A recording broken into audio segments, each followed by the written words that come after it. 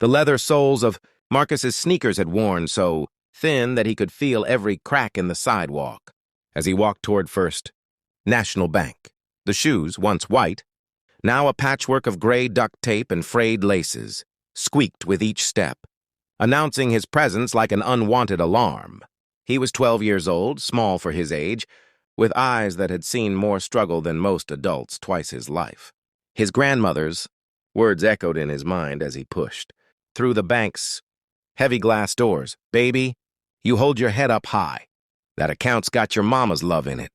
And don't you let nobody make you feel small." The air conditioning hit Marcus like a cold wall, raising goosebumps on his thin arms. His t-shirt, clean but faded from too many washes, suddenly felt inadequate among the pressed suits and designer handbags that filled the marble lobby.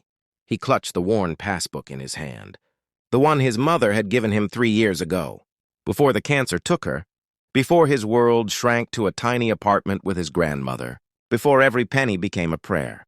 "Can I help you?" A security guard's voice carried more suspicion than service.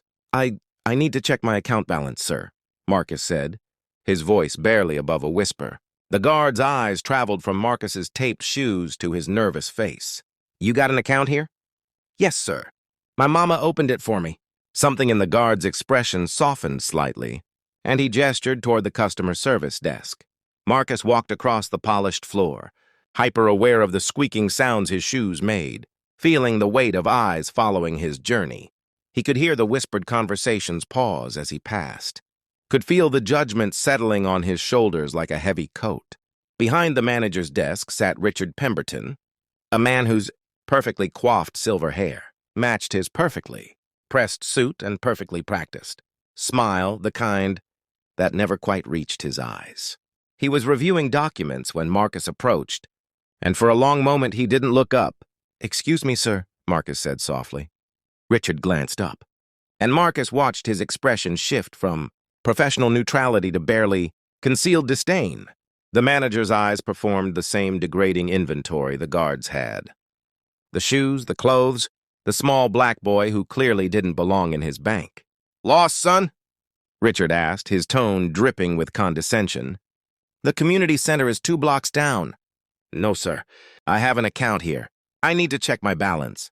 Richard leaned back in his chair, and a smile played at his lips. Not a kind smile, but the smile of someone about to enjoy a private joke. "An account, here, at First National." "Yes, sir." Marcus placed the passbook on the desk with trembling fingers. Richard picked it up like it might be contaminated, holding it between 2 fingers. His smile widened as he opened it. Ready to prove this child wrong. Ready to send him on his way with a story he'd tell his golf buddies later. He turned to his computer, typed in the account number, and waited for the screen to load. Then his smile froze. His eyes widened. He leaned closer to the screen, blinked, then looked at the passbook again. The color drained from his face as he scrolled down, his mouth opening and closing like a fish out of water. This can't be right," he muttered. Marcus felt his heart sink. Had something happened to his account? Had someone stolen his mother's gift to him? Richard looked up at Marcus with completely different eyes now filled with shock, confusion, and the dawning realization of a terrible mistake. He stood abruptly, his chair rolling backward. "Please wait here one moment," he said, his voice now stripped of its earlier arrogance. "Please." He disappeared into a back office, leaving Marcus standing alone, drowning in anxiety. Around him, other customers had started to notice the commotion. Whispers grew louder. Marcus wanted to disappear, to melt into the floor, to be anywhere but here. Richard returned moments later with an older woman, the bank's senior vice president, Mrs. Eleanor Chen, whose expression was all business. She looked at Marcus, then at her manager, then at the computer screen. Marcus watched her eyebrows rise. "Young man," Mrs. Chen said gently, "I'm Eleanor Chen. Can you tell me about this account?"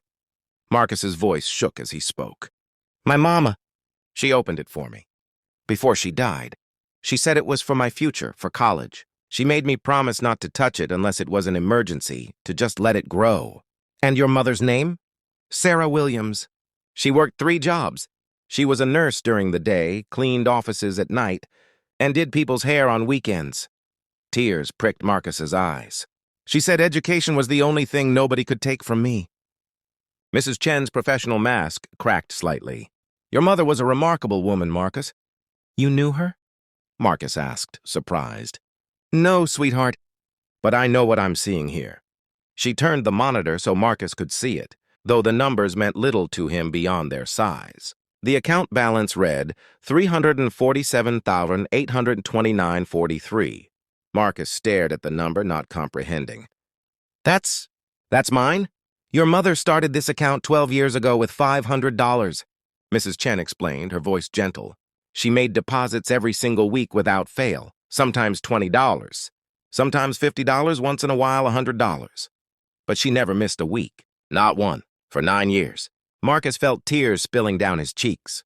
He could picture his mother, bone-tired after her shifts, still making sure she went to the bank every Friday. All those times she'd said no to things he wanted. All those nights she'd worked when other parents were home. It was all for this, all for him. But that's not all, Mrs. Chen continued. About 7 years ago, your mother invested a portion in a tech startup through our investment services. She'd apparently met the founder while cleaning his office building. He was just starting out, and she believed in him. That investment has grown significantly. Richard Pemberton stood to the side, his face now pale and sweaty. I'm so sorry, he stammered. I shouldn't have. I made a terrible assumption. Marcus looked at him, really looked at him, and saw something he hadn't expected. Genuine shame. This man who had judged him based on his appearance, who had been ready to dismiss him, now stood broken by his own prejudice. My grandma says everybody makes mistakes, Marcus said quietly. She says what matters is what you do after. The simple grace of those words hit Richard like a physical blow. He nodded, unable to speak. Mrs. Chen placed a gentle hand on Marcus's shoulder. Your mother left instructions with the account. They're sealed, to be opened on your 18th birthday. But she also left a letter to be given. To you the first time you checked the balance on your own.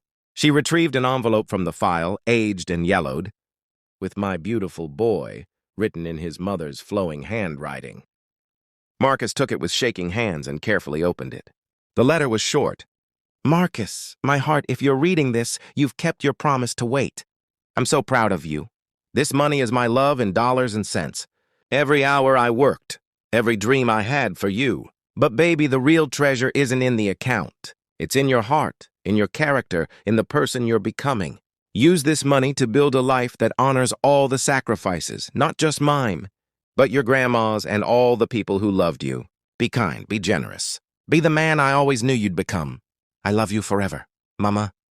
Marcus pressed the letter to his chest, his body shaking with sobs. Mrs. Chen wrapped an arm around him, and even some of the customers who had watched the scene unfold had tears in their eyes. Richard Pemberton knelt down beside Marcus's chair. I want to apologize properly, he said. What I did was wrong. I judged you based on how you looked, and I almost missed seeing who you really are. Your mother raised someone special. Marcus wiped his eyes. She raised me to see people, not things. Those words hung in the air, a gentle rebuke and a profound lesson. In the weeks that followed, Richard Pemberton changed. He started a financial literacy program for underprivileged youth at the bank, teaching them what Marcus's mother had taught her son, that building a future takes sacrifice, discipline, and belief. He never forgot the boy in the worn-out shoes, who had taught him that wealth has nothing to do with appearance and everything to do with character. Marcus kept his promise to his mother. He didn't touch the account except for one small withdrawal, enough to buy his grandmother a new rocking chair and to replace his worn-out shoes. The rest stayed invested, growing, waiting for the future his mother had worked so hard to secure. But more than the money, Marcus carried forward his mother's real legacy. The understanding that every person has a story, that kindness costs nothing, and that assumptions based on appearance are the poverty of the soul. He wore his new shoes, but he kept the old ones in his closet as a reminder of who he was and where he came from. Sometimes the richest people in the room are wearing the poorest shoes. Sometimes the greatest wealth is measured not in account balances, but in the love that sacrifices everything for another's future. And sometimes a young boy with taped-up sneakers can teach a room full of adults the most valuable lesson of all, that humanity in its purest form sees beyond the surface to the soul beneath.